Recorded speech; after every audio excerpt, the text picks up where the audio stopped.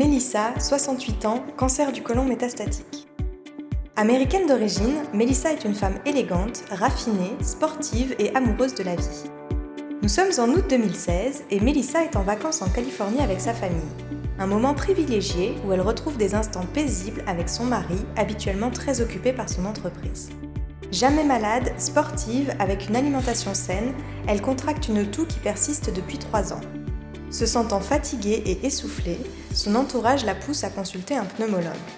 Elle se rend au centre médical Cedars-Sinaï à Los Angeles, où de nombreuses analyses sont faites.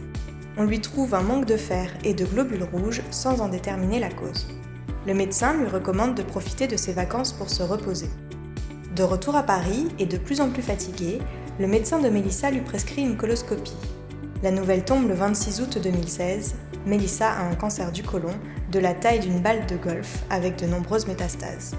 Elle est opérée pendant plus de 6 heures à l'hôpital européen Georges Pompidou par un chirurgien que Mélissa qualifie de génie. Il lui retire sa tumeur ainsi que 48 métastases. Le réveil est difficile avec un abdomen enflé et douloureux. Courageuse, Mélissa rassemble toutes ses forces pour se lever seule et marcher tous les jours dans le couloir désert de l'hôpital, son unique solution pour reprendre le dessus sur ce qui vient de lui arriver. Le cancérologue qu'elle voit ensuite à l'hôpital de la Pitié-Salpêtrière lui annonce ce que Mélissa appelle la vraie couleur de son traitement, une chimiothérapie qu'elle doit commencer en septembre, 15 jours seulement après son opération chirurgicale. Le traitement a lieu toutes les 2 semaines pendant 4 mois. Il est lourd, avec des effets indésirables qui vont d'une grande fatigue à des fourmillements dans les pieds ou un goût de métal dans la bouche. En décembre, il apparaît clairement que cette chimiothérapie ne donne aucun résultat sur sa maladie. Devant cette situation difficile, Mélissa et son mari communiquent avec leur famille, leur entourage et leurs amis sur sa maladie. Grâce à sa volonté de trouver une issue et à son beau-frère, Mélissa rencontre un professeur spécialisé en immunologie. Il la conseille, l'informe et l'amène à consulter un oncologue spécialiste des essais cliniques à Gustave-Roussy. Avec l'aide d'un cancérologue spécialiste des cancers digestifs du même hôpital, il propose à Mélissa d'entrer dans un essai clinique pour bénéficier d'un traitement d'immunothérapie. Il l'informe que ce traitement ne semble fonctionner que dans 3% des cas de cancer de côlon métastatique et qu'elle sera une patiente test. Mélissa n'hésite pas. Elle est forte et elle débute ce nouveau traitement en janvier 2017. Il a lieu tous les 15 jours et son mari, bien que très occupé, sera chaque fois à ses côtés à l'hôpital.